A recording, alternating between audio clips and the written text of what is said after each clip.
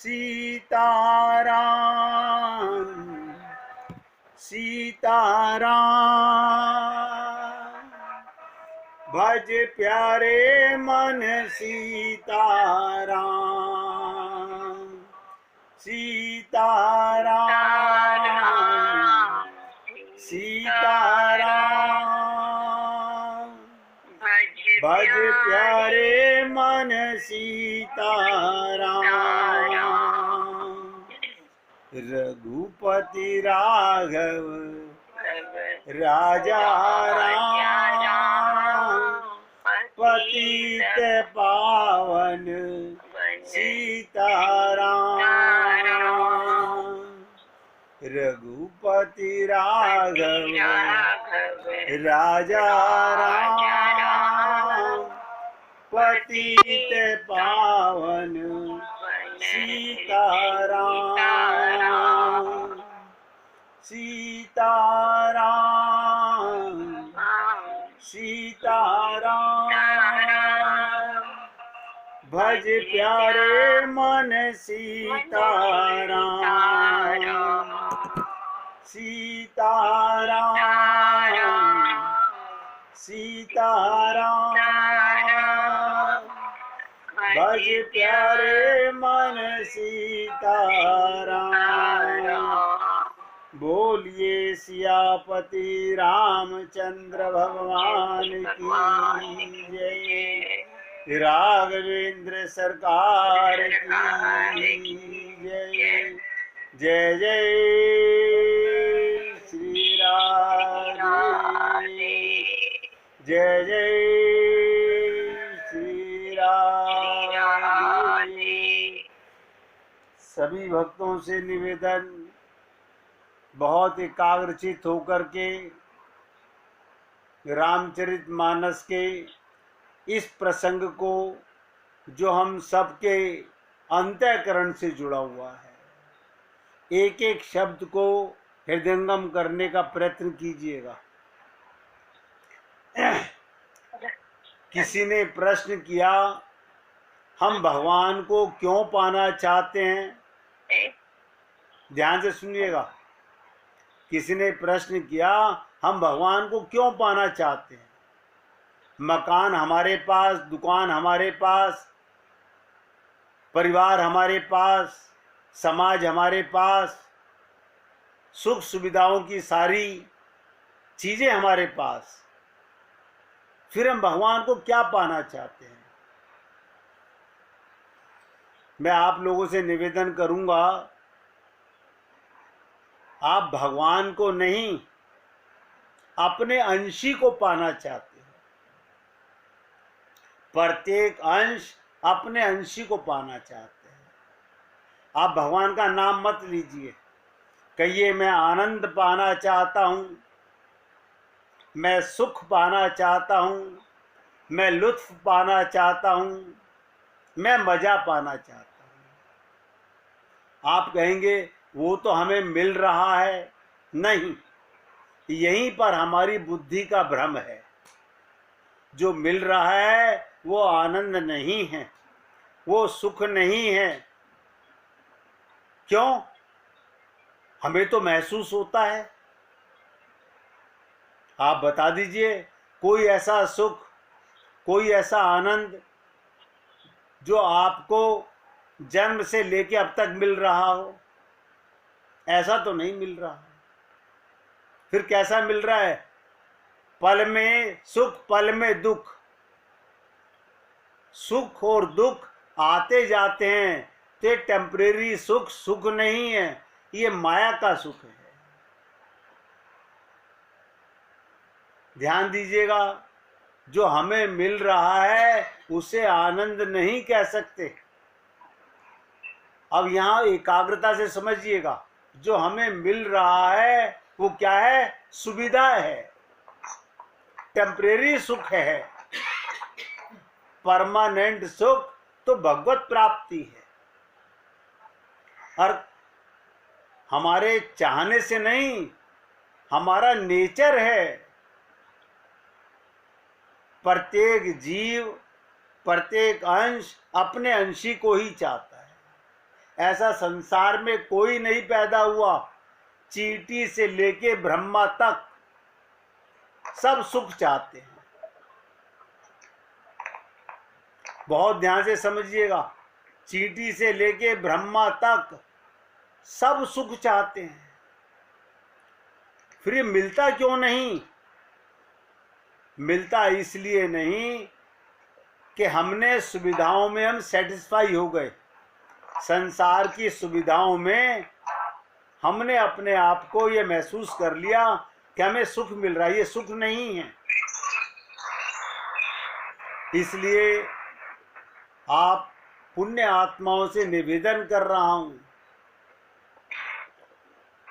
ये जो संसार का सुख है इसको भगवान के साथ कंपैरिजन मत कीजिएगा। संसार का सुख मिलने और समाप्त होने वाला है। वो आनंद, आनंदो ब्रह्मेति, आनंद नाम ही भगवान का है। वो जब तक नहीं मिला तब तक हमारा आवागमन चालू रहेगा। हम संसार में ऐसे ही आते रहेंगे और ऐसे ही जाते रहेंगे। फिर प्रश्न उठता है कि वो आनंद हमें मिल क्यों नहीं रहा? जिसे आप आनंद कह रहे हो, वेद जिसे आनंद कह रहे हैं, गीता जिसे आनंद कह रही है, रामायण जिसे आनंद कह रही है, वो आनंद हमें क्यों नहीं मिल रहा? क्या हम उसके अधिकारी नहीं हैं? प्रत्येक जीव अधिकारी है।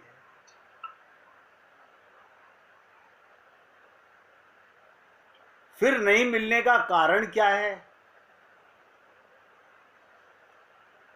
हमारे पास ये आनंद मिलना किसको है? मन को। हमारा मन संसार के सुखों में सदा से फंसा हुआ है और हमने उसको आनंद मान लिया। वो आनंद नहीं है, वो सुविधाएं हैं, मिल रही हैं और छिन जाएंगी एक दिन। वो परमानेंट नहीं है। ये आप और हम लोग जो महसूस करते हैं संसार में, भगवान श्री कृष्ण ने गीता में कहा संसार दुखाल्यम है। ये भ्रम है जीव का। मैंने आपसे 2 दिन पहले एक चर्चा की थी, अगर आप लोगों को याद रहा हो, कि जिस क्षण हम अपने कुरूप चेहरे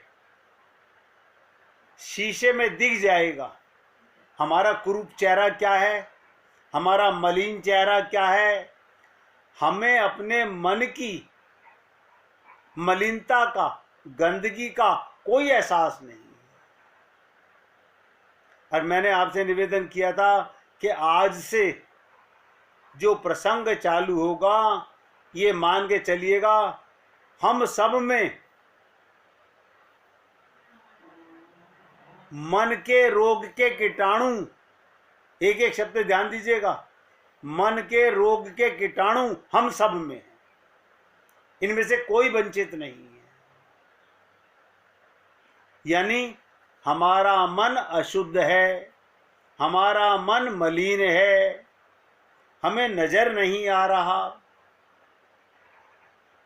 इसी के लिए रामचरितमानस के अंदर मैंने 2 दिन पहले आपसे निवेदन किया था कि गरुड़ जी ने काकभूषुंडी जी से 7 प्रश्न किए थे और उसमें अंतिम प्रश्न था, मूल चीज यही थी कि हम अपने रोगों को, ये जो रोग है मानस रोग, ये कैसे जाए, बस और कुछ नहीं है।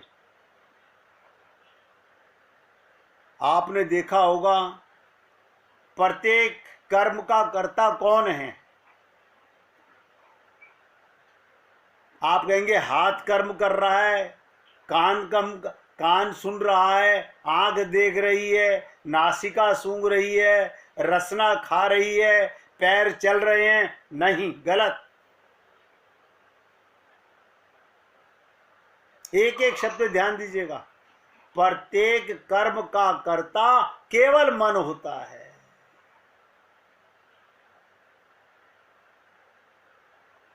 और मन सदा से बिगड़ा हुआ है, मलिन है। मैंने आपको कई रोज पहले एक बात कही थी कि हमारा चित्त अनंत जन्मों से मलिन है, गंदा है, और हर जन्म में हमारी वो गंदगी बढ़ती चली जा रही है। आपको हमको लगता होगा हम मंदिर में जाके पूजा करते हैं, जप तप व्रत करते हैं, ये टेम्परेरी बुखार उतारने का काम है। एक बार तुम्हारा मन संसार से हटकर भगवान में लग जाए, फिर जो आनंद मिलेगा, इसलिए वेदों में कहा गया मन एवं मनुष्यानाम कारणम बंध मोक्ष। मन ही बंधन का कारण है और मन ही मोक्ष का कारण है। ये जो आप और हम लोग बंधे हुए हैं संसार में, किसके कारण? आप बताइएगा। कोई हाथ बंधा हुआ है कि पैर बंधा हुआ है? आपने देखा कहीं हमारे हाथ पैरों में बेड़ियां हैं? नहीं, कहीं बेड़ियां नहीं है। ये संबंध कहां घुसा हुआ है? किसने माना हुआ है? मन ने माना हुआ है। यानी जो नहीं था नहीं रहेगा। बहुत ध्यान दीजिएगा, जो नहीं था नहीं रहेगा, टेम्परेरी है, उसे परमानेंट मानने हुए हैं। जो सदा से था, सदा है और सदा रहेगा, उसको बुलाया हुआ है। आवाज नहीं आ रही? एक मिनट भैया, दोबारा देखता हूं। एक मिनट, आ रही है? अब आई भैया? सबको आनी चाहिए भाई। एक मिनट रुको जी, दोबारा देख लेते हैं क्या बात है।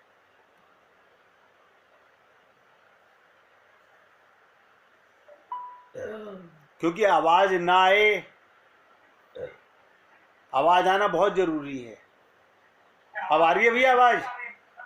आ रही है?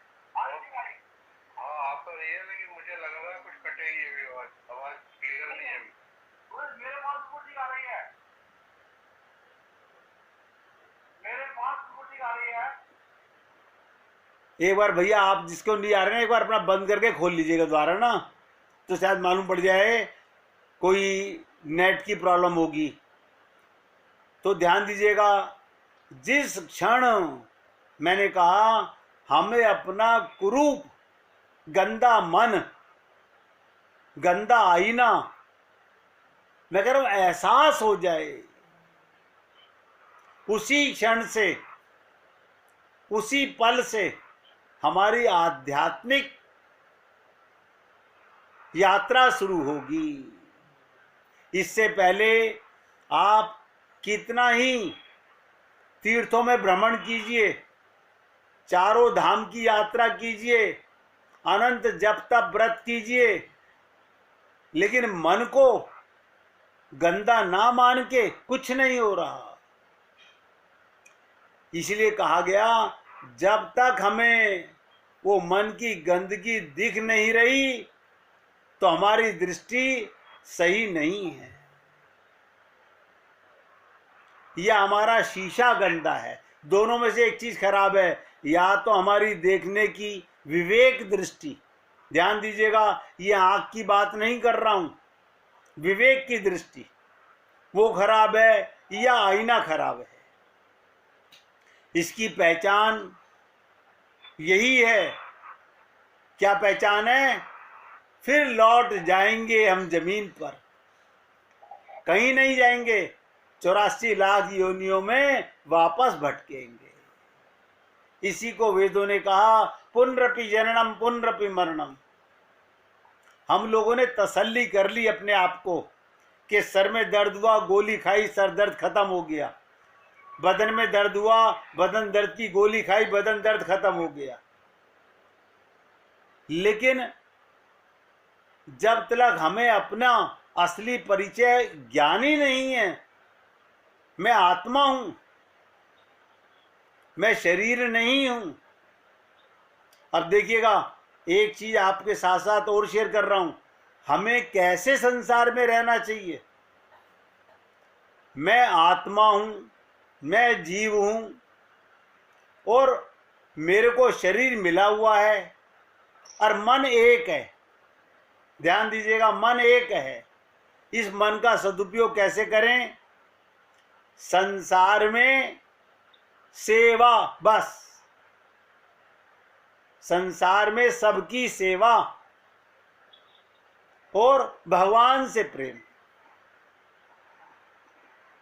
तो मन की मलिनता समझ आ जाएगी। और मैंने आपसे कहा, हम जमीन पर आंसुओं से सरोबोर, हृदय में गहरा घाव लिए कि रक्षा करो प्रभु। कभी हमने भगवान को रो के पुकारा? नहीं, हम रोए तो हैं। माँ के मरने पे, पिता के मरने पे, परिवार के लोगों के मरने पे रोए हो। कभी इसलिए रोए कि प्रभु जी, गुरु कहते हैं इस देह में हरि मिलत है, आप क्यों नहीं मिले अब तक? वो तड़प नहीं है?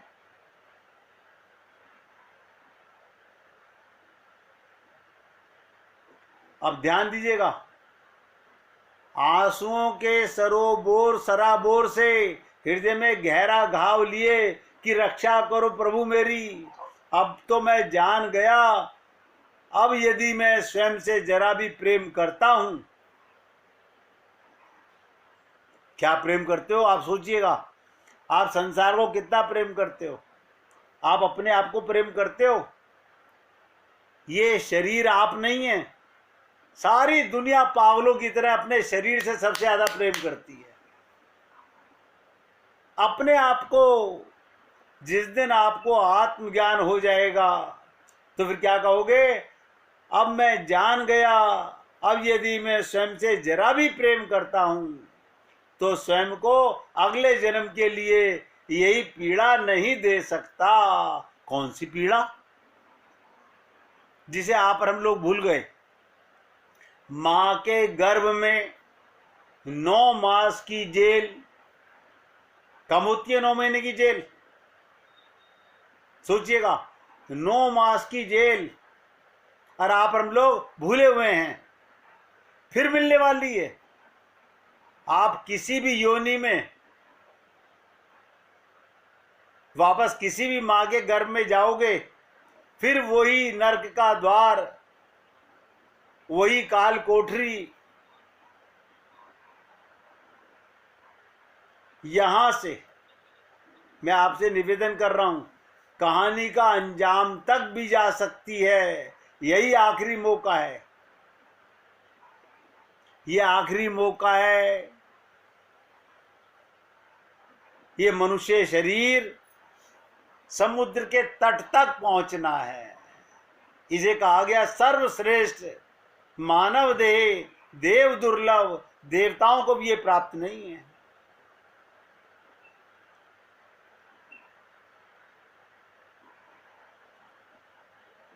तो क्या करना हो? मेरा अब कर लो, लेकिन मुझे अपना लो। मिटा दो मेरा ये क्षुद्र अहंकार। आप और हम लोगों को नजर नहीं आता। हम कहते हैं हमारे में तो कोई अहंकार नहीं है। सब में कितनी बारीकी से अहंकार भरा हुआ है, पता नहीं है। अभी चर्चा बहुत लंबी चलनी है, धीरे धीरे सुनोगे तो बहुत कुछ पर्दे उठेंगे।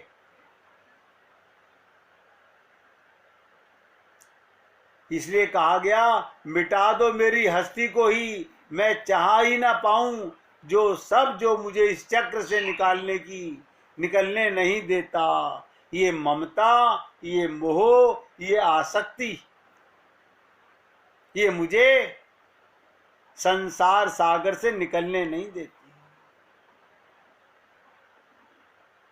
हमारे भाई राजकुमार जी बार बार लिखते हैं कि मन बहुत दूषित है, मन संसार में नहीं लगता। अब ध्यान दीजिएगा, मन के पास दो ही मार्ग हैं, या तो संसार में लगेगा या भगवान में लगेगा, बस तीसरी कोई जगह ही नहीं है। अगर संसार में अपनापन है तो मन लग तो रहा है, मन लग तो रहा है।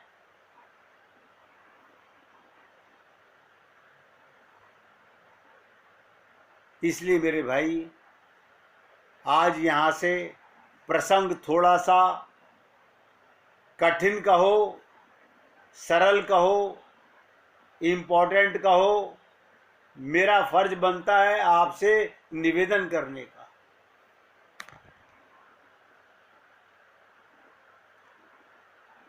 किसी ने प्रश्न किया था कि फिर हम घर में, परिवार में, समाज में कैसे रहें, कैसे रहें।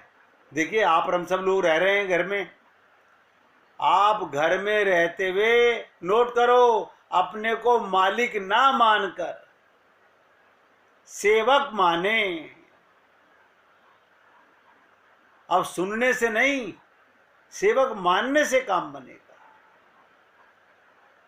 तो आपको बहुत लाभ होगा और स्वाभाविक, नेचुरल आपकी प्रमोशन, उन्नति होगी, आप आगे बढ़ जाओगे। जो अच्छे अच्छे संत हुए हैं, ध्यान दीजिएगा, बड़े बड़े संत हुए हैं, उनमें कोई गुण था तो वो था स्वार्थ का त्याग। लिख लो, स्वार्थ का त्याग। वो हम नहीं कर पा रहे हैं। दिखने में स्वार्थ अच्छा दिखता है, पर वास्तव में स्वार्थी आदमी की उन्नति नहीं होती, वो आगे नहीं बढ़ता। और स्वार्थी आदमी का स्वार्थ सिद्ध भी नहीं होता। अब देखिएगा, एक विचित्र बात बताने जा रहा हूं। स्वार्थ बुद्धि तो पशु पक्षियों में भी होती है। पशु पक्षी भी धूप से अपनी रक्षा करने के लिए छाया में जाके बैठते हैं।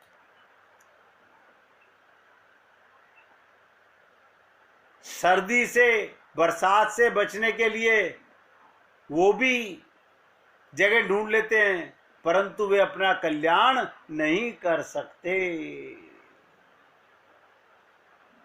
कल्याण वही कर सकता है जो अपने स्वार्थ का त्याग करके दूसरे का हित करता है।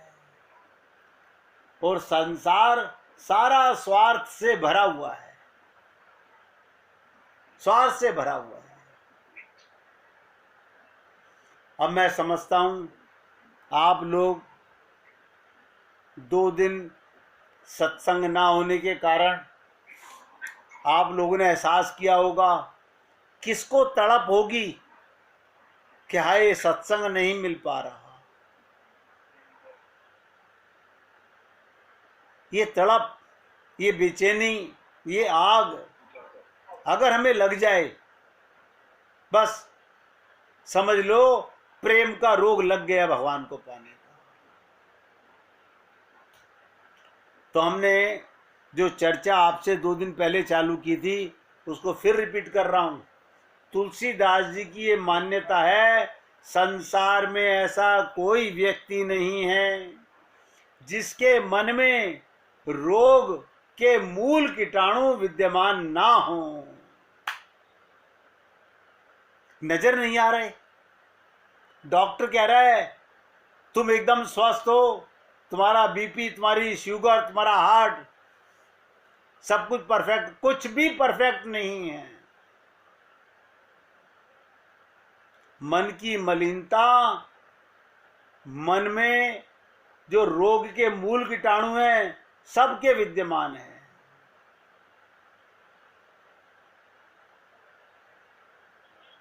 और इनको देख पाना बड़ा कठिन है। क्यों? हम लेबोरेटरी में जाते हैं, डॉक्टर ब्लड टेस्ट लिखता है, आप एक्सरा कराओ, आप ईसीजी कराओ, आप ये टेस्ट कराओ, स्टूल का टेस्ट कराओ, यूरिन का टेस्ट कराओ, उससे तो शरीर के रोग मालूम पड़ते हैं, मन का रोग नहीं मालूम पड़ता।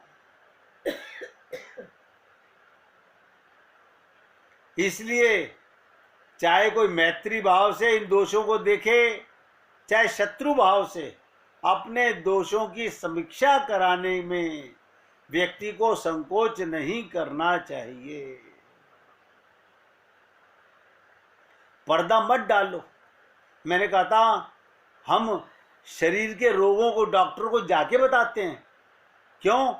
आज हम फीस दे रहे हैं, डॉक्टर साहब मुझे खांसी भी है, डॉक्टर साहब जुकाम भी हो जाता है, डॉक्टर साहब क्यों? एक फीस में 10 दवाई लिखवा के लाते हैं। गुरु के पास जाके वो पूछते हैं हाउ आर यू। कभी हमने कहा कि मेरे हारमोनियम के सारे तार ढीले पड़े हैं, सब बिगड़े हुए हैं? कभी नहीं कहते। हम कहते हैं ऑल राइट गुरुजी, ऑल राइट, जिसमें एक भी तो राइट नहीं है। देखिएगा, जब तक ये रोग नहीं मरेंगे, आप कितना ही राधे राधे करो, राम राम करो, श्याम श्याम करो, क्योंकि करने वाला ही बिगड़ा हुआ है। ये सिर्फ तसल्ली देने वाली बातें हैं। इसलिए मैंने कहा अपने दोषों की समीक्षा कराने में प्रत्येक जीव को संकोच नहीं करना चाहिए। गुरु के सामने, भगवान के सामने बार बार कहो कि मैं इन रोगों को देख नहीं पा रहा हूं। देखिएगा, आप सोच के देखिएगा, ममता नहीं है, बहुत है, मोह नहीं है, बहुत है, आसक्ति नहीं है, बहुत है, क्रोध नहीं है, बहुत है, लोभ नहीं है, बहुत है, अहंकार नहीं है, बहुत है। तो रोग क्या होते हैं? जो मैंने नाम लिए हैं, मुझे कोई बता दिए, वो हाथ में होते हैं कि पैर में होते हैं कि कमर में होते हैं कि पेट में होते हैं? ये सारे मन के रोग हैं। इनको स्पष्ट करने के लिए तुलसीदास जी ने रामायण के श्रेष्ठतम पात्रों को चुना। देखिएगा, ये श्रेष्ठतम पात्र को क्यों चुना गया? छोटे मोटे की मन की चोरी बताऊंगा तो आप कहोगे ये तो छोटी सी बात है। अगर रामचरितमानस में ऋषि मुनि संत महात्माओं में टॉप करने वाले नारद जी के अंदर, नारद जी से बड़ा संत आपको पृथ्वी पर नहीं मिलेगा। उनके दृष्टांत से, ताकि आपको ये एहसास हो कि इतने बड़े संत में भी अगर ये रोग आ सकते हैं, तो हमारे में तो सदा से विद्यमान है। नारद जी एक महान आचार्य हैं, संत हैं। उनसे बढ़कर उत्कृष्ट व्यक्ति की कल्पना नहीं की जा सकती। वे महान योगी, महान ज्ञानी, पर ऐसे नारद के मन में भी इन रोगों का, इन दोषों का, इन बुराइयों का उदय होता है। इसीलिए नारद जी को वो प्रसंग लिया गया, ये बताने के लिए ऐसे संत के अंदर भी ये छुपे हुए हैं।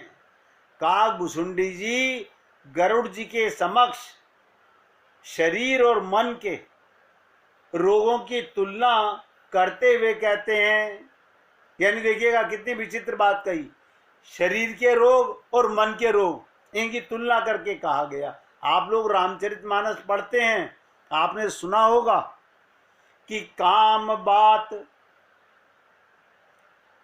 काम कौन सा रोग है? ये बात का रोग है।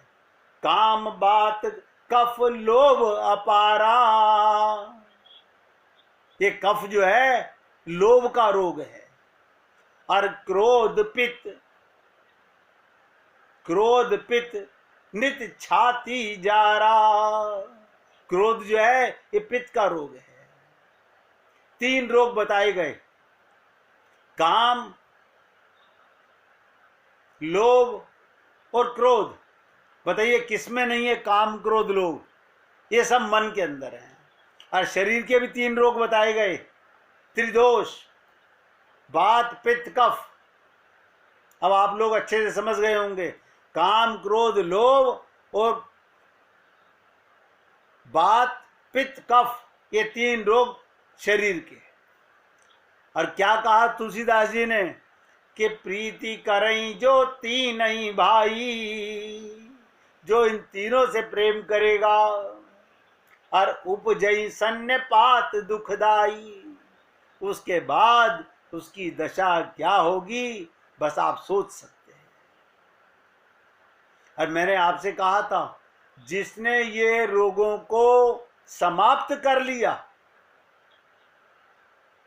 वो मानसिक रोगों से पार हो गया, भगवान के करीब हो गया। आप और हम लोग डॉक्टरों के पास कितना जाते हैं?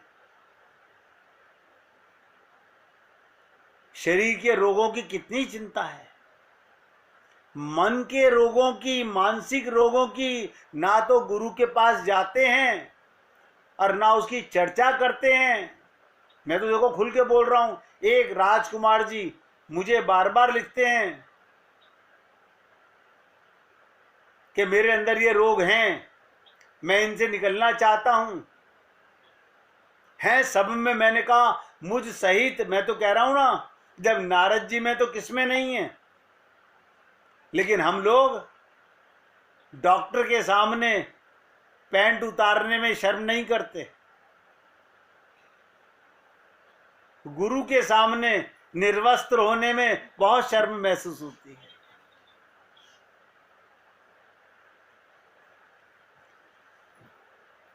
ये सब गिनाने से पूर्व काकभूषुंडी जी ने गरुड़ जी से क्या कहा वो ध्यान से सुनिएगा कि मोह सकल व्याधिन कर मूला। इन तीनों के अंदर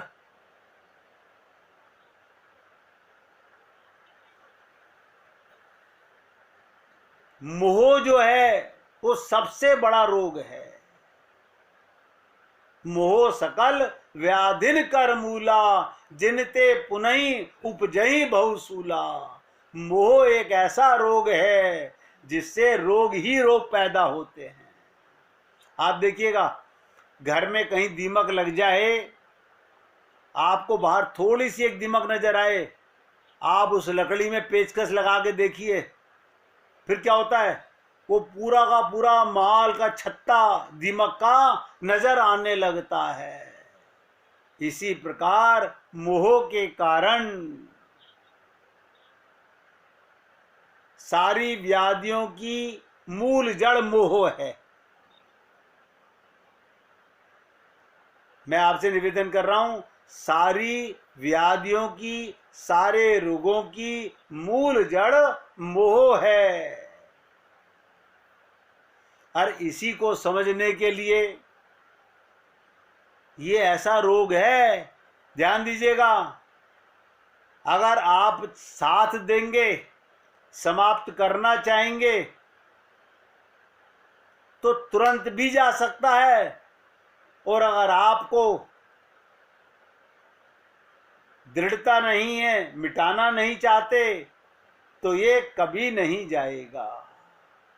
इसके लिए हम लोग नारद जी के माध्यम से समझने का प्रयत्न करेंगे और अपने अंदर बार बार झांक के देखेंगे कि हमारे अंदर ये मोह का रोग है या नहीं है। 1 मिनट कीर्तन कीजिए, जिसके बाद